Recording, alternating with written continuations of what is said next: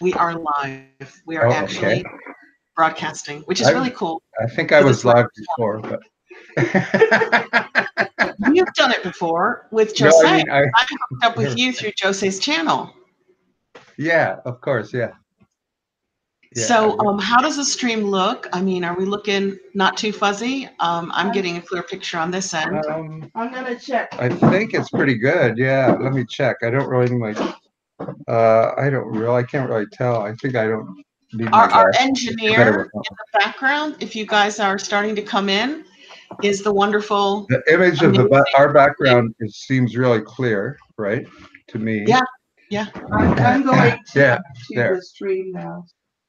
there. That's Jose, everybody. She's our technician tonight. I won't So talk all the time. Sorry, guys. I can't see the chat, but that's okay. Because my I computer's so will. far away, I wouldn't be able to read it anyway. It's just not on the screen. So if you guys have any questions, please add them to the video after it posts, and then I'll go in and answer your comments for sure. Probably is going to be helpful, Dan. I know this is a tough Yes. question for everybody. If you tell us a little bit about yourself, like where you live, it doesn't have to be the street or the town, and what kind of work you enjoy doing, so we know just a little bit more about who we're Yeah. listening to. Yeah. Well, we live in Ontario, Canada, right? In a place called Deloro, which is an old mining village. It's about 250 kilometers northeast of Toronto, right? Which is the largest city in Canada. So it's very rural here, Nice, and we sort of live out in a bushy area, nice. but it's close to a huge, large city, right? So, So you're out of it, but you're but in it as I'm well. more Get urban. to the I mean, town. I grew up in the suburbs, right? Like, or little towns outside of Toronto, sort of here and there. So I didn't grow up in the country. I grew up in the suburbs, right? But And from what I've heard on Jose's channel, when you talk and you tell yeah, stories, we love your stories because we feel like we're sitting around a fireside and we're camping and we're listening to a really yeah, interesting story told by somebody with a very calm voice. So it kind of sucks you into it, brings you into it even more. You can see it happening. right. And you've had some interesting metaphysical experiences, which is why you're the first person that I'm speaking Oh, with absolutely, yeah. about Mhm. contact, because we've been examining this book called Beyond UFOs, Okay, the science of consciousness and contact with non-human intelligence. We've interesting. got professors, Wow. one of them from the Harvard kind of like space lab or something like that, Yeah, tied yeah. in with space studies. And they decided to examine contactees. So it's a valuable book for that reason. They have added some biases to it. It's not pure scientific results. They're Okay, adding some of their own inflections and reflections into it. But the most interesting thing they did was they have combined contact with aliens or extraterrestrials with contact with spirit guides, say during an OBE or okay, ayahuasca or NDE. They've combined it with contact with dead loved ones, angels, Jesus, Buddha during a near death experience. okay. What these scientists have done is lump together all non human consciousness exchanges, Right. communication back and forth. Now, I'm not sure how I feel about that because I don't really see contact with extraterrestrials as being the same as contact with spirit guides. So that's what I wanted to talk to you Oh, oh, I about, see. find out Right. your Yeah. contact experiences and what you think about lumping it all together into one category. Well, I think ultimately it is one category, right? Because we really have nothing outside of consciousness, right? So everything in the realm of consciousness actually is in the same, you know, or is in the same realm, essentially. I mean, there's different realms of consciousness, obviously, but everything that we don't really know what consciousness is. Right? We can't perceive anything without consciousness, right? So consciousness is sort of the basic matrix of our experience, our existential journey here on Earth, then I don't really see. I would more tend to agree with them that extraterrestrials. I mean, for me, that's the most obvious thing in the world because all you have to do is look up into the sky, right? Extraterrestrial means it's not on Earth, and that's pretty obvious, right? You just look up at the night sky, so that's there. And then, as far as spirit guides, that's just like what happens when we dream, right? Where do we go? Who do we meet? It's all. So I do see a basic unity to all existence and all consciousness. Interesting. I like the way you've explained it, as opposed to hardcore science saying Yeah, every time you have a connection, it's all one. Now, I come from a belief that it's all one anyway, after right. the Course in Miracles, but that was like a religious, spiritual belief. And now we're saying that the reality of the matrix that we're in is the religious or not religious. It's the spiritual belief that if you're alive, you're all one. And if you're being contacted by Right. something other than human, it's all off Earth contact. It's all one Yeah. kind of, because we don't really know what's out there. We're guessing if it's a simulation Right. or a hologram or a multiverse. And frankly, they're spending billions of dollars smashing particles apart instead of studying consciousness. Yeah. Yeah, but I mean, all the findings of like quantum physics, they're largely ignored by a lot of the physicists, right? Because even though they're applied, say like in computers and things like that, right? They apply quantum physics, but they can't actually really believe it, right? What they're Yeah, no. finding, it's just too incredible. A lot of it's theoretical. They go, it's theoretical. A theoretical black hole, a theoretical dark matter to offset gravity. And Right. then watching the Thunderbolts project on YouTube, I'm finding that it doesn't have to be theoretical if you deal with plasma, electricity, electromagnetism, then everything falls Yeah. into place because everything is energy. Everything, even our thought waves are energy. Yeah. Yeah. And I mean, what it points to essentially is that there's no objective reality outside of consciousness, right? It's not like we have consciousness and the world is out there, right? And that there's no consciousness, that it's an objective world which is measurable and comparable, right? Yeah, Quantum physics has at least told us that, without consciousness, we create the world with consciousness, right? We create what we see. We give reality meaning with consciousness I believe or that. I think participating about in the consciousness, observer right? effect, that Yeah. actually consciously observing something changes what you're observing. Yeah, yeah, exactly. Well, Yeah. let's find out more about the kind of contact that you've had. I'm not limited to just extraterrestrial contact, which people are saying now could be through interdimensional communication, like they're not even really here, Yeah. that they're communicating to us from far away through the dimensions of the hologram, the multiverse, whatever you think the reality matrix is. They appear physical, but perhaps they're not physical. Yeah. Well, I mean, I think contact, it's not a word I would use really because um essentially we're not touching, like we're not in contact, right? We're not like in the physical presence of necessarily. But I think any sort of consciousness or like wherever you go with it, right? It it's dependent on your imaginal world, right? In other words, your mythic world that you create. And that's one reason I think now that people are so open to the idea of the limitless potential of consciousness is because they can see, they can actually see that. They can start to feel it. They can start to live in a mythic world again, right? That's why all these, the politicians and everything that go on today, people they don't care about facts or reality anymore. They just care about embracing some sort of mythic reality, right? And being part of that mythic reality, and then they create it. So if you create an imaginal world right? And see, an imaginal world is different than an imaginary world, right? It's not imaginary. It's not something you make up in your mind. It's something you create with your consciousness.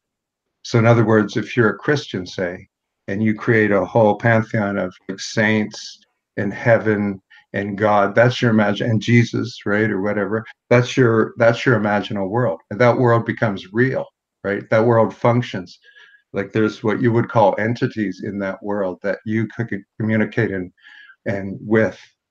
You see what I mean? I do, but most people would not create a world with war and starvation and poverty and suffering and disease. Most people don't want to feel responsible for creating a world that has that Right. level of negativity in it. Yes, of course, but I mean that's part of the contradiction, right? Of Aftermath. of being human, right? That's just what the contradiction part is, right? Because if you look at the history of the religions, and the Abrahamic religions, right? They all started, in one place, but they end up in another. Like if you go to start with the Old Testament, right? It's like a war chronicle, right? It You is a know, war the chronicle. book of Joshua is like, and we went in, they go from village to village and they kill everybody, right? Yeah, yeah. So that's part of the mythos of Christianity, right? Like that's part of it from the beginning. But then you have Jesus who comes along and says the exact total opposite thing of the whole tradition.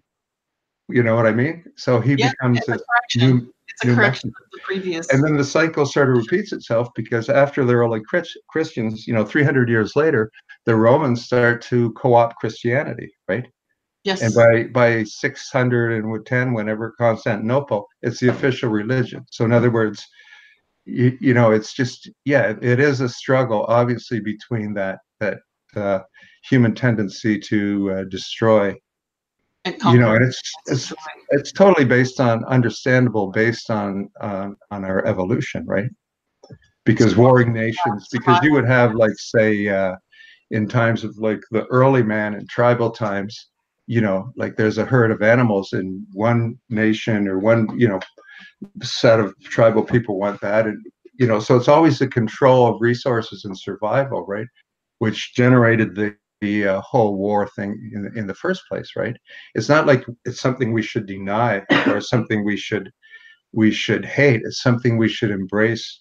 It's something that we have to Heal. heal. Yeah, that's the perfect word, Do you know right? what's interesting though? Any system, whether it's biological, a body, or Right, mechanical, a clock, a car, right, no system functions unless all parts of the system function. If a part of a system fails, eventually the whole system fails. So when we've set up a financial system based on right. success for the few and Yeah, hunger and failure for the yeah, majority, we've set up a system that's going to fail because it's not a functional system anymore. Isn't that interesting that it the is. people running the show here haven't figured that out, that it would benefit them to make everybody succeed at least to a certain level, you know? Well, yes, but I mean that, yeah, but that's the basic, problem, right? It's ignorance and it's like that's the basic problem, that everybody faces, right? You can't awaken your consciousness fully as long as your ultimate reality is your own ego, right? And the glorification and the cherishing of your own ego, right? Well, on that topic, share some contact stories with Jamie us. says it's balance. Balance, okay. Yeah. Um, yeah, okay, so Did you do ayahuasca? Because I know sometimes I was listening in and you were talking about Carlos Castaneda, and I loved his books, yeah, 70s, 80s. And that's about journeying with a yeah, substance to help you get the DMT going so that you can contact other beings out there.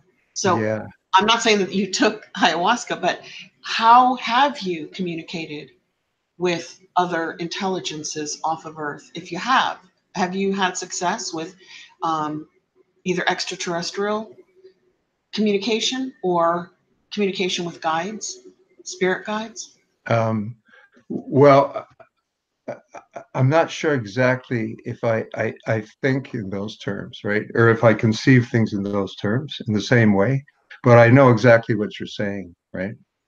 And I can understand and answer your question, right? It's like uh, I've never tried ayahuasca.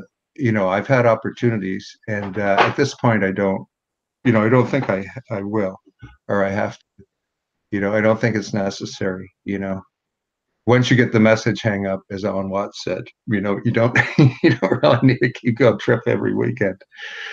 So, but that of course, what did originally when I was even a teenager, you know, perk my interest in consciousness or open me into the gates consciousness were definitely drugs. You know, there's no doubt about that. And you know, obviously marijuana, obviously, but I don't know if you know what Amanita muscaria is. It's also known as soma. It's a mushroom. You know, the Dead Sea Scrolls and all that stuff. You've probably heard about vaguely about that, right? Or shrooms. Anyways, Shrooms. yes, but this isn't psilocybin. This is soma. It has a different effect completely, right? It's a different drug. So I started to experiment with those when I was still a teenager. And I had a very, well, early on, I had an experience because had two of these caps of this mushroom, which I ate with miso soup. And I'm not recommending that anybody go out and eat mushrooms. Just have to say that. no. This is just a story. So anyway, so I ate two of these mushrooms and I fell asleep. I was with my girlfriend and with my parents and with my grandmother. We were at a cottage, right? See, that's how mellow these drugs are. It's not like a party scene, right? So anyway, so this is the first time I had this experience, but it opened me up.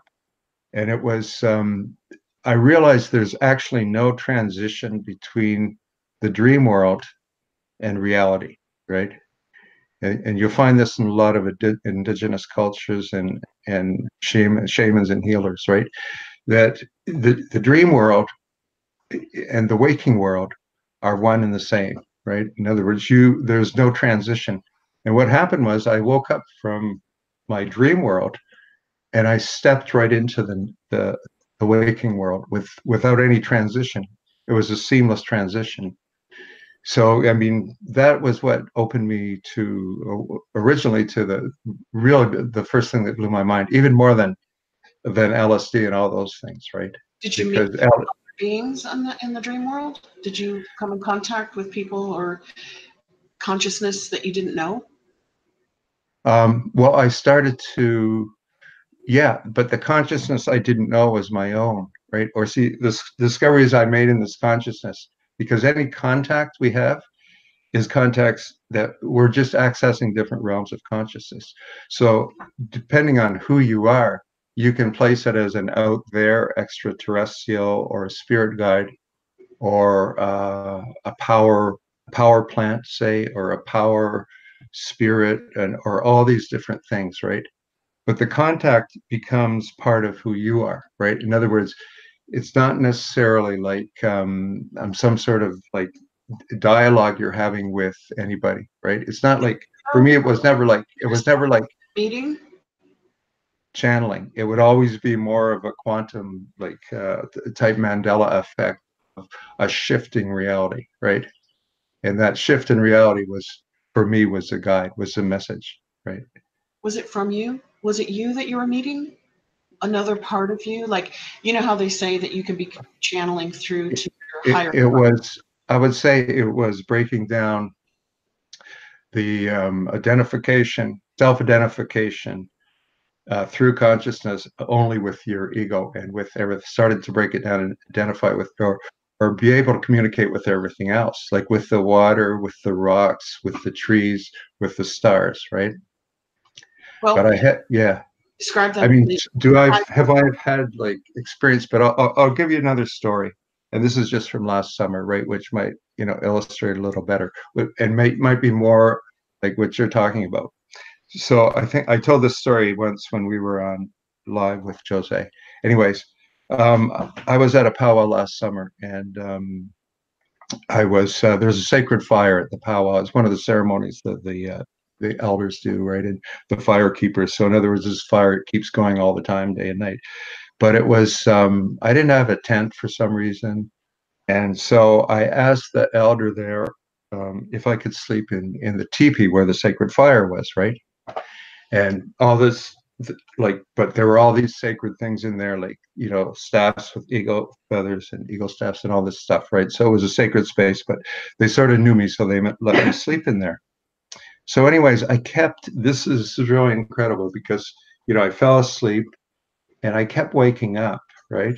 And I kept having the same like dream images coming into me, and it was like streams of people of all ages and colors, but all Native people coming in to meet me and telling me that it's dawn and telling me to get up, right? But every time that I actually woke up from this, there would just be stars, right? So it was actually like the stars were telling me, were these spirits who were coming and telling me, that this is going to happen, this is going to happen. Every time it happened 3 or 4 times. I would be greeting all these people, and they would make me get up, and I'd realize it's not morning yet; it's only stars, right?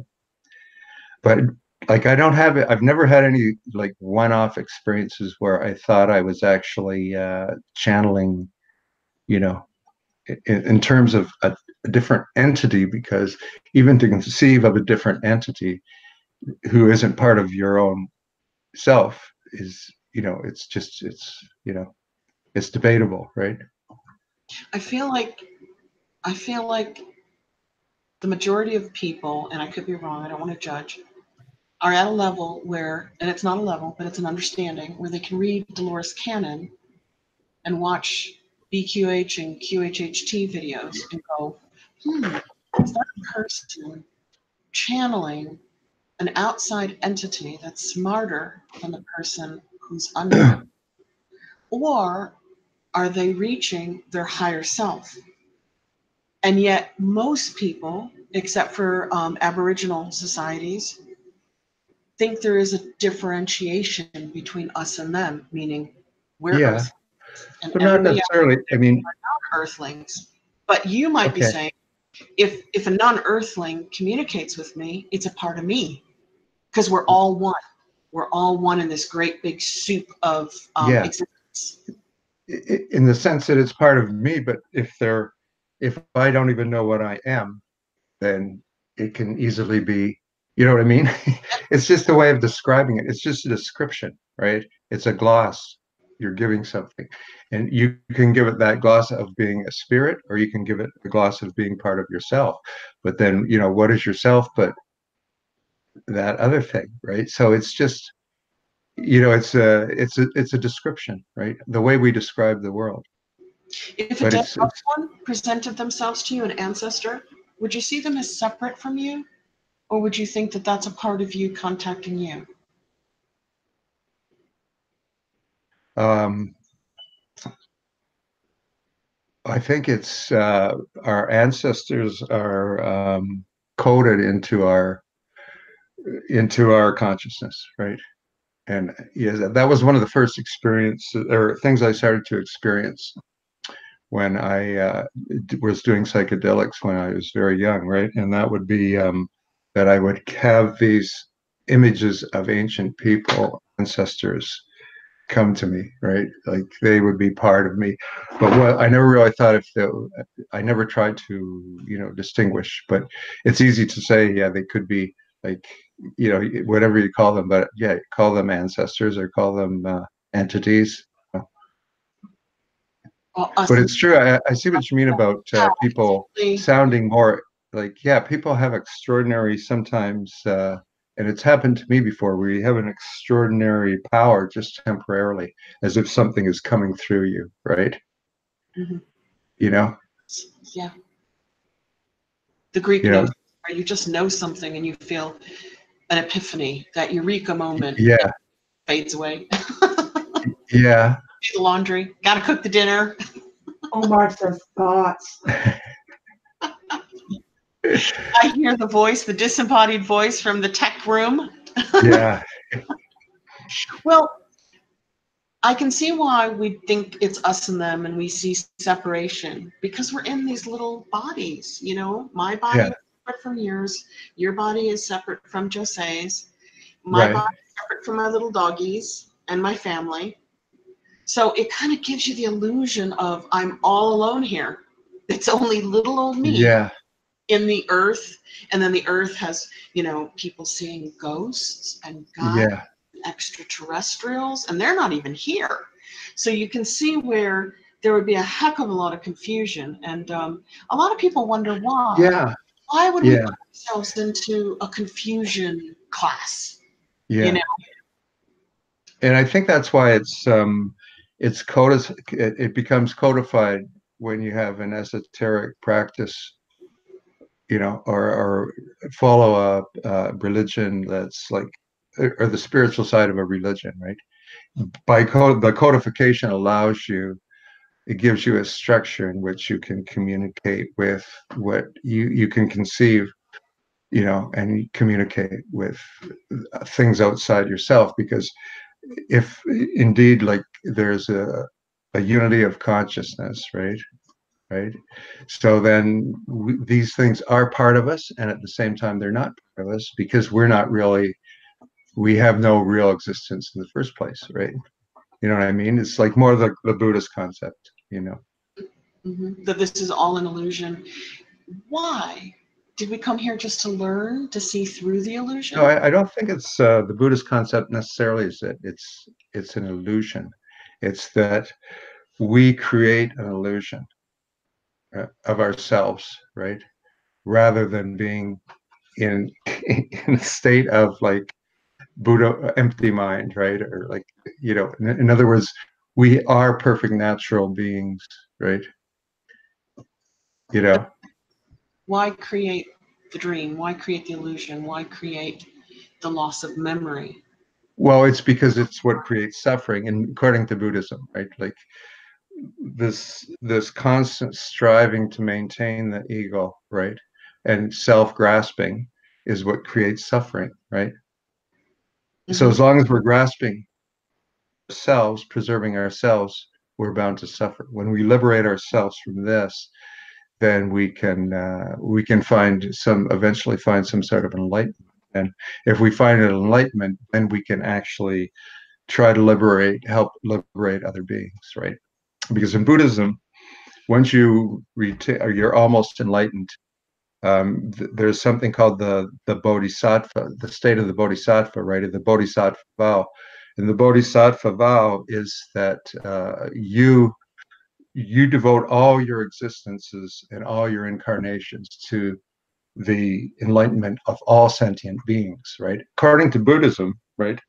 There's limitless worlds with limitless sentiment being, or not limitless, but we've all been related to each other, you know, in this inconceivable cycle of birth and re-death.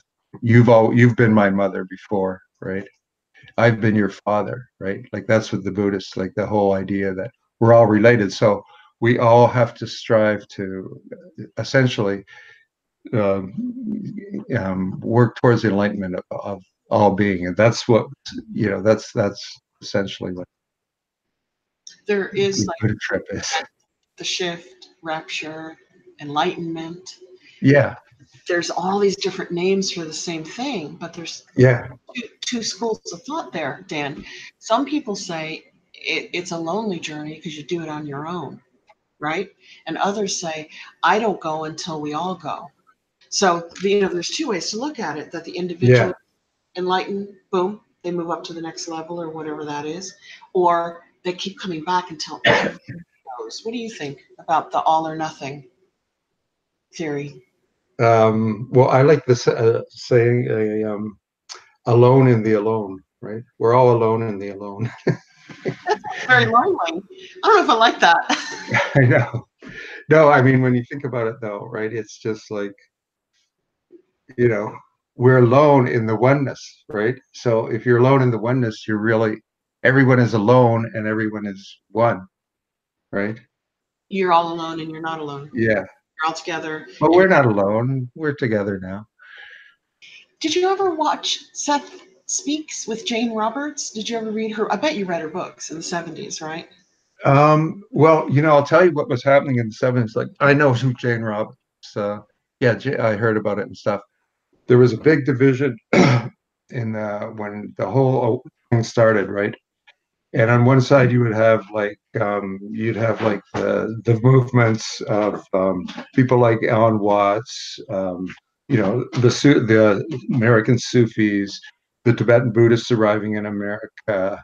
All these like spiritual movements were happening in America, And but the New Age movement was was definitely separate from the spiritual movement. It was more in line with the old Madame Blavatsky, esoteric, all that stuff, right? So there was definitely, I was more in there was all these spiritual teachers coming to the Americas, right, in like the 70s, right? It was just amazing. I mean, the people I met, Korean Zen master, Pir Vilayat Khan up in New York State, was a Sufi dude. And it goes on and on, like all the Tibetans, Chogyam Trungpa, and all these people, right? Amazing, So I never really got into that side of it, that channeling side of it. And even though there was this other big really channeling thing in the 70s. I don't know if you remember, it was Urantha, or does that ring a bell? Ramtha, J.Z. Knight, right? What is that again? Ramtha. I don't know what it was anyway. J.Z. But Knight. it's one of these things. This is the first time I ever heard about the Mandela effect. This would be like be about 1980, right? It's Urantus. I think it's Urantus. Maybe somebody's heard of it. Like I never. Anyway, so the point is, they had this sort of like this spiritual group, and they were into channeling, right? And what I used to do, like to support myself, right? I still do in slightly different form, but in those days I would go from door to door. Uranthia. You got it. Okay, it's Uranthia. Uranthia. Polar bear new, man. Polar bear new. Uranthia. It's Uranthia. Okay. Thank you, Polar Bear. So anyways, I was, this is in Austin, Texas.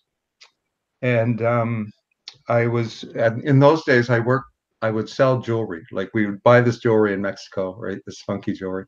And we would actually go from business to business on any business trip, and we'd sell it, and we'd make money directly. So we wouldn't have to have like real jobs or anything like that, right? And so I was on this road in Austin, and I go in this office, and it's the Urantha office, right? And these people told me, and this is the first time I heard about this, they said, yeah, we were watching TV last night, and this hadn't happened yet, but it was on the news, right? And then we heard it when we got today, that it just happened today, but we saw it last night when we were watching the news, right? And that was the first time I ever heard anybody mention like the Mandela effect, right? Yeah. But okay, the weird part is, like, then they talked to me a while, right? But then I went out and I continued working, right? And all of a sudden I got really lucky, right? And I was making like, I'd made like $200 or $300 or $400. And this is back in 1980, right? And it's just in an afternoon. So it was really good. And then I somehow, but that place where I worked, that strip, I never found again. It was never there again. That whole street was never there again, right? So I don't know, I don't exactly know how that happened. But I've had experiences similar to that back before. in time or forward in time. I don't know. Or a dimensional slip. Yeah. So, but I would have brushes with these New Age people, but I would never really, I never was into that side of it, right? Like the channeling, and I remember the I Am movement, Saint Germain, and I had a friend who was super into that. I remember he used to meditate in red underwear. I don't know what that did. Well, I explored the channeling movement because I read Alice Bailey's. She's written like 20 books. I've read about 5. Oh, yeah. That's one of the old esoteric. Yeah, the Tibetan. Yeah. She channeled Dwal Kul, which is very Buddhist, very Tibetan. So did Madame Blavatsky. Yeah, Bob sang, yeah. And Bob sang Rampa, right? Yeah, Ramtha, J.Z. Knight. Who's that? Bashar's really. Edgar Casey, he was big. He's Edgar cool. Casey? You heard about him? Read all of his books. Yeah. And who was around with Edgar Casey's time? Jane Roberts, Seth. Oh, okay. But April the Urantia book, she Letters to Earth. yes. And the Urantia book is very Abrahamic, and it's modern people in the 1950s. They won't give you their names, channeling Melchizedek and the prophets. And then, of course, in Miracles is Helen Schuckman channeling Jesus. So channeling, big deal. But what you explored on the Tibetan side of mysticism is not channeling; it's mysticism. It's different, isn't it?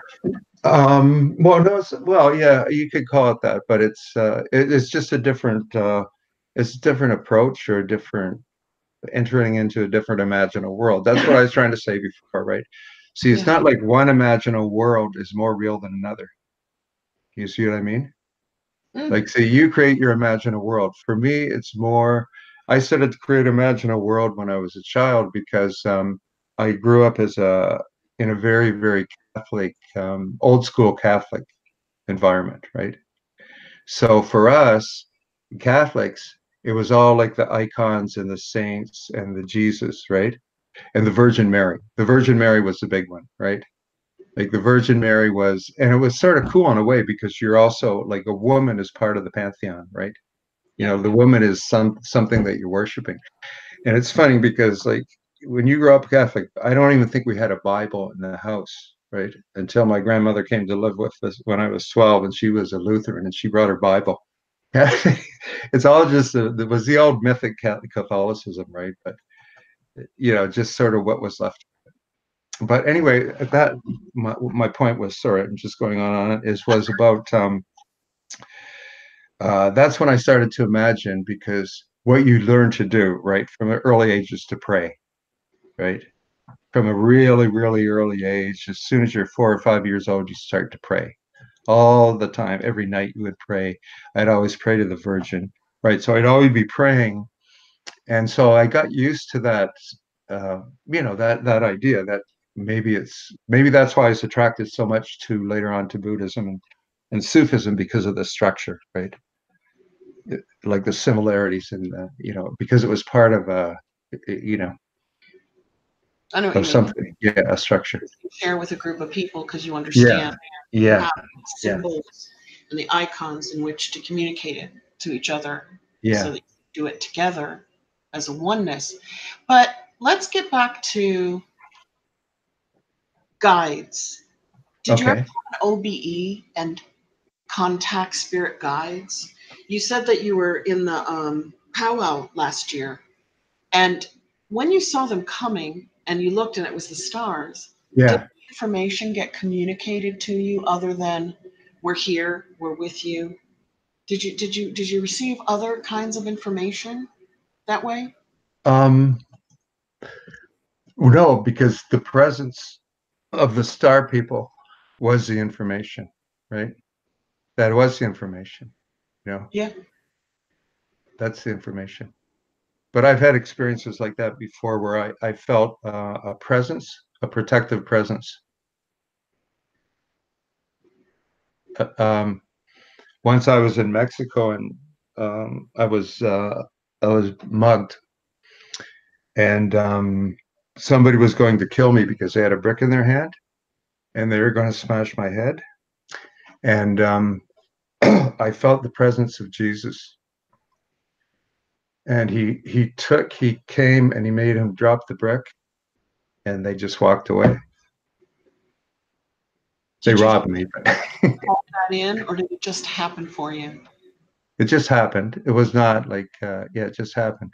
But I could just feel the presence of Jesus, right? Yeah. Got somebody walking through my studio, my front Oh door. yeah, cool.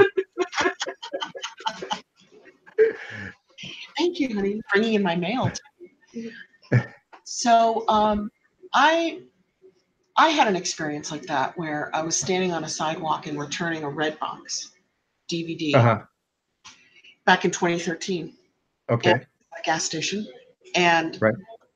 a learner driver from another country, middle-aged Okay. woman, panicked because the forecourt of the gas station was so busy. There were kids walking, and hey, honey, I'm live on the air.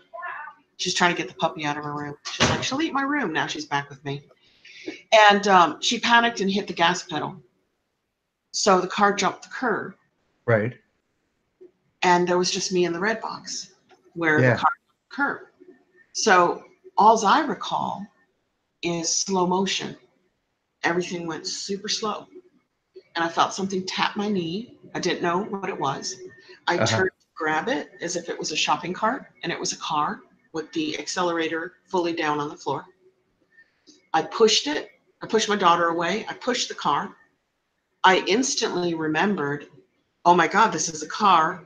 You can't push this away. So I used an elbow to jump up onto the hood and Right. roll the windscreen, where I rode the car into the red box, which she smashed in two. And then that made her panic even more, and she thought she was hitting the brake. So she continued to accelerate and pushed the red box a couple of inches into the gas station, a Circle K Wow.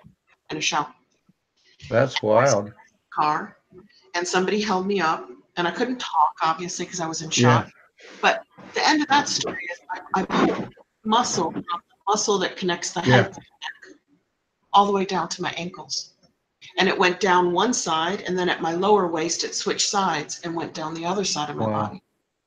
Nothing broken, no internal hemorrhaging, no broken bones. I mean, it was a fairly innocuous outcome from what it could have been.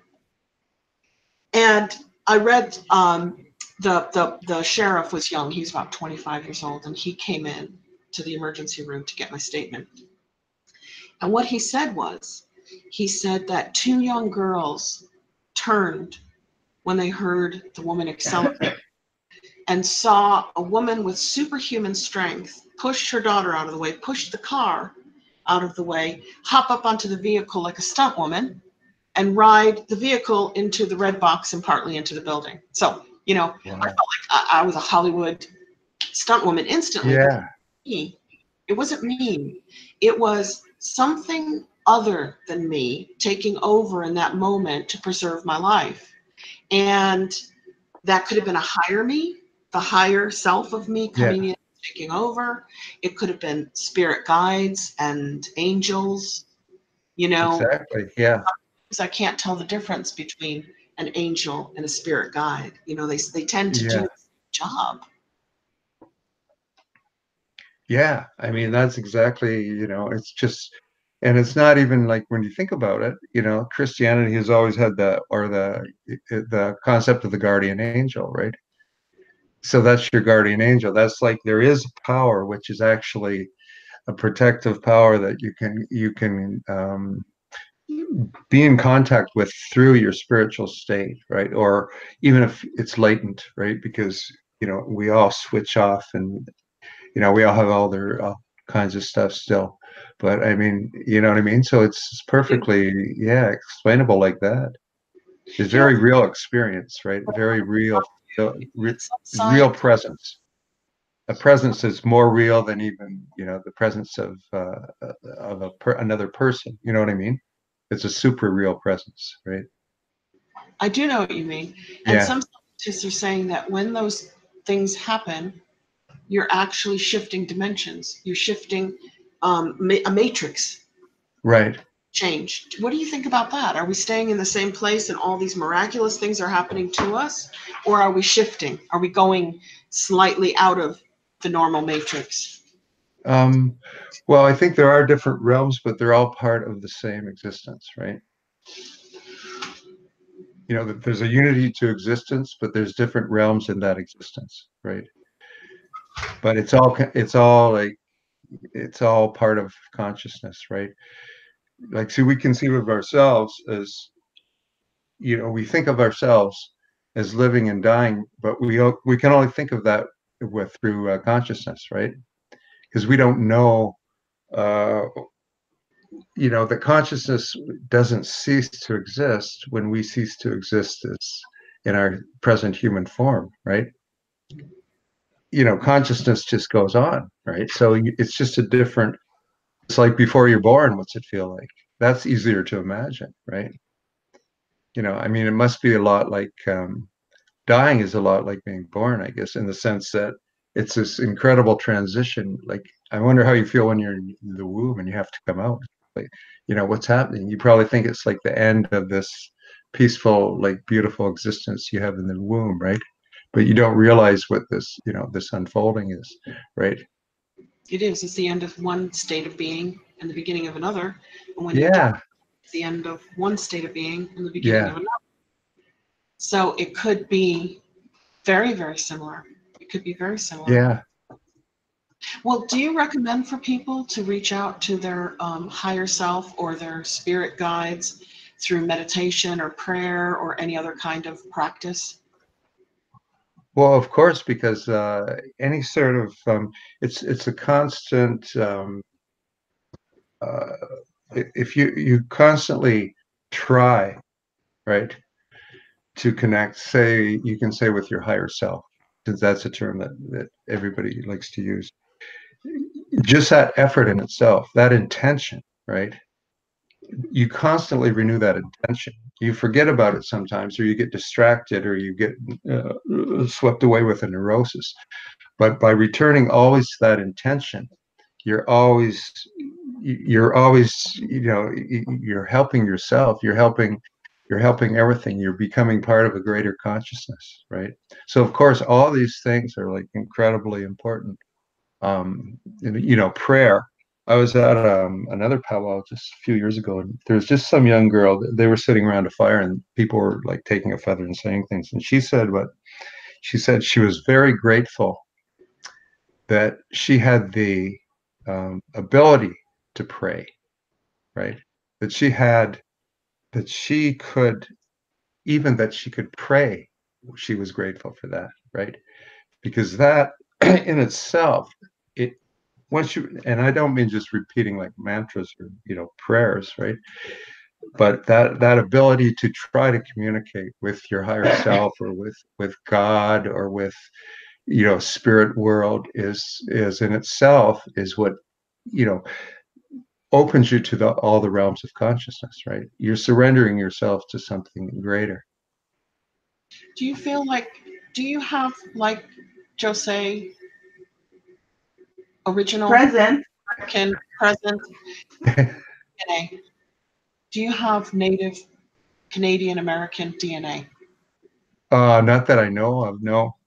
My well, my ancestor namesake came off the boat on Ellis Island about 1830, and they worked their way through the Mohawk Valley up to Canada, where it was a German Canadian, was like it was called Berlin, right? And everybody spoke German.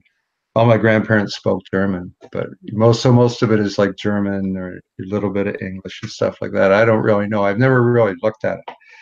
So when I The only listen to you, the I only feel thing I really know about my ancestors is they were lovers. they were lovely. It's just that when I'm listening to you and your stories, it is like Carlos Castaneda. It is like listening to some of the Hopi myths and the Hopi prayers.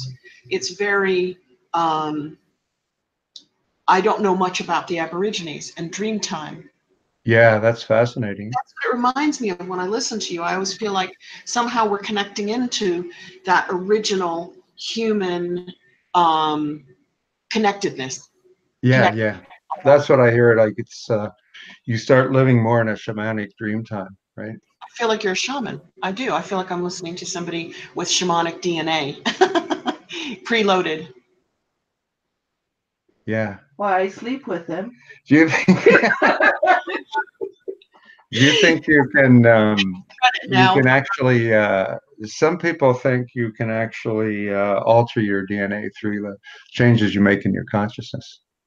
You can uh, recodify it. yeah, Yeah. I believe it's possible. I mean, Oh, I just think it's very, very true, right? Because I can see in my own children that in a lot of ways they've been recodified, right? And, well, in some ways, even the ones who aren't my natural children, actually, even they're more like me than the ones who are. but for some reason, I don't know why that is. And I don't know where, so I can't come up with the resource, but I remember reading that in terms of reincarnation of groups, that the Romans Okay. and ruling Caucasian class of the last, I don't know, 1,000 years, 2,000 years, is being reincarnated to experience what they created in Africa and on reservations. Because very much that was a part of their creation through their laws and their rule and their money and their, just taking the land from people. Yeah.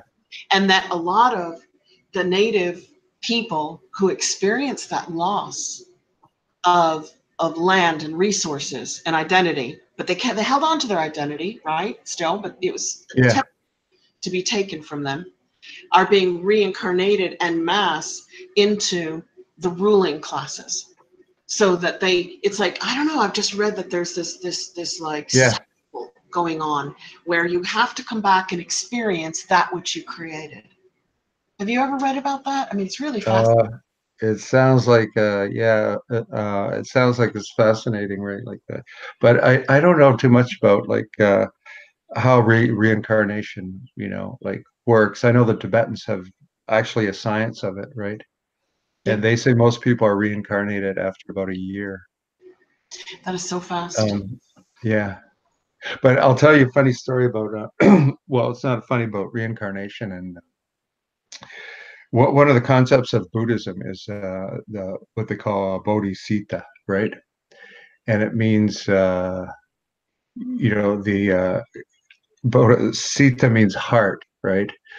And Bodhi means Buddha or consciousness, right? So it's like the empathy of consciousness or compassion, right? So in other words, it's the ability to feel compassion for other sentient beings, right?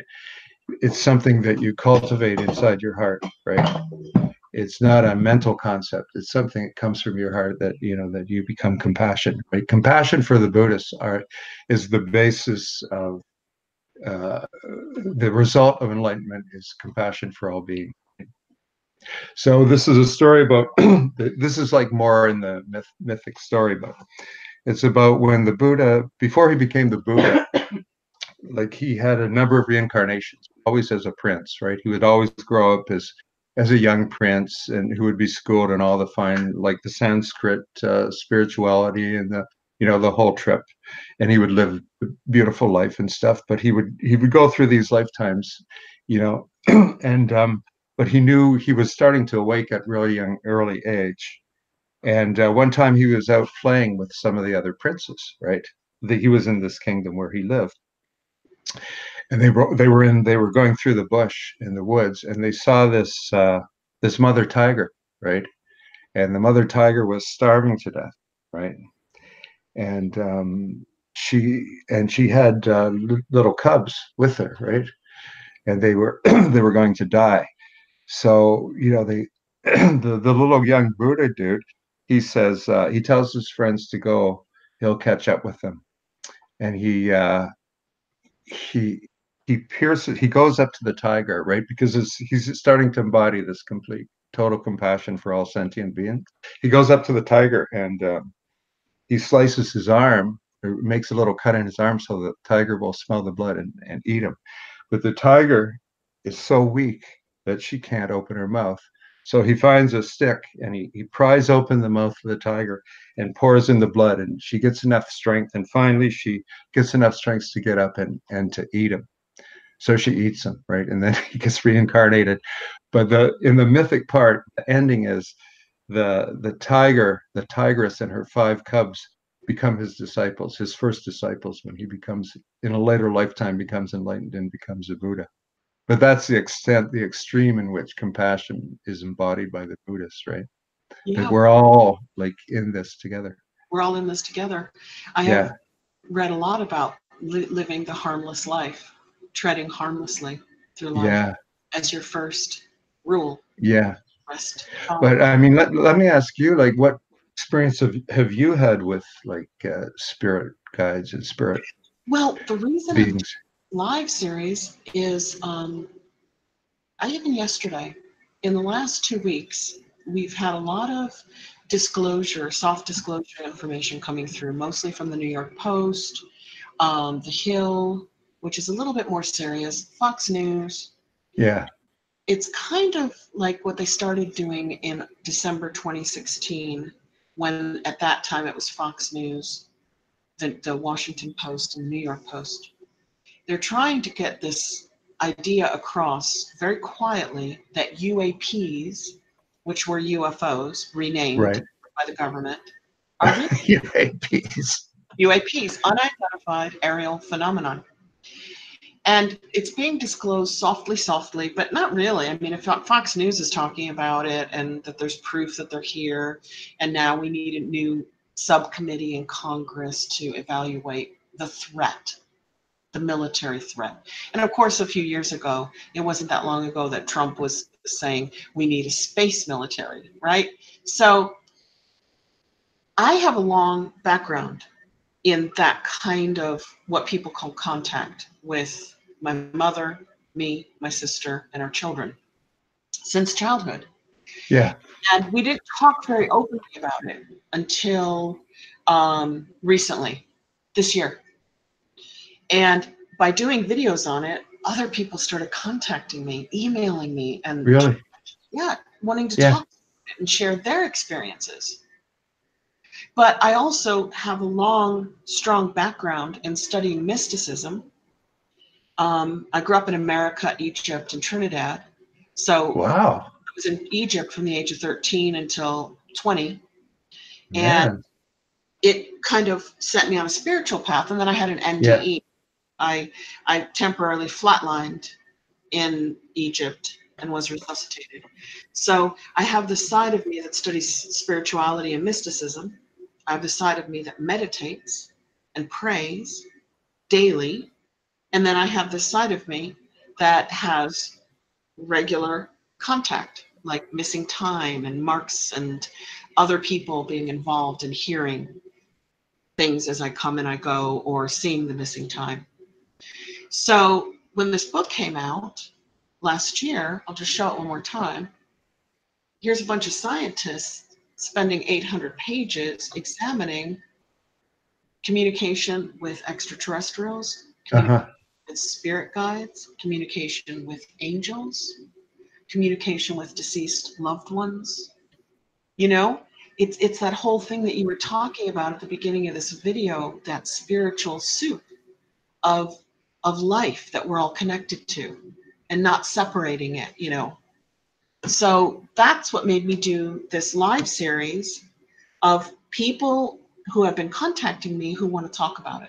They want to talk about how they've communicated with other intelligence, which could just be like, I should have saved you for the last part of the series, where you would say, that's all us. We're all in this together. You may think you're contacting something other than you.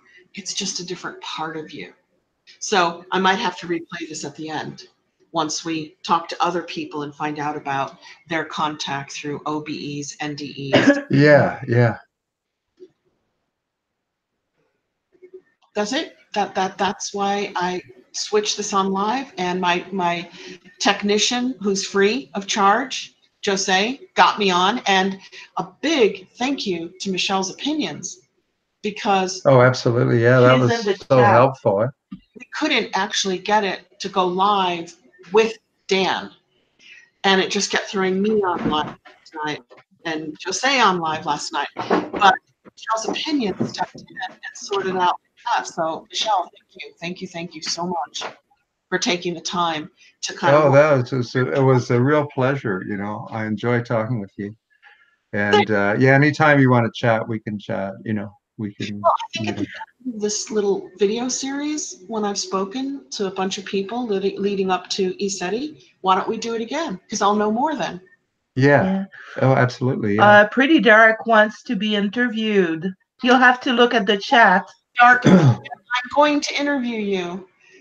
We have each other's email. Anybody who wants to talk about any kind of contact with higher consciousness or alien consciousness or dead loved ones, whatever you contact. My email is one on YouTube, and that's with a U, TUBE, @gmail.com. And it's in, I'll put it in the about section of this video so you can get a hold of me. And hopefully we have dates all set up for ESETI, August 8th through 11th. There'll be a gathering of probably at least 50 people. 50 to 100, I think will show up. But who knows? You never know how many people actually can get, the funds and the transportation all together to get there. I know. It's hard. It'll be awesome. But this is wonderful. I just love sitting down and just like sharing a discussion over a cup of coffee or a glass of wine or a beer and just chatting about higher consciousness and connecting, communicating with something outside of ourselves that is ourselves. We should do that sometimes. Sure. We'll have to do that. And I'll sit here and tell everybody in the chat, go get a glass of wine. No. Why not? Get a cup of tea. Why not? Okay. Bye, guys. Yeah, thanks, Eileen. Good night. And thank you, Jose. You're welcome. Second note, Jose, I hope it's not too high. And much love to everybody in the live chat. And I will go back in. And if you have any questions, please put them in the comments afterwards. Yeah. Now, Good night. Good night. Good night.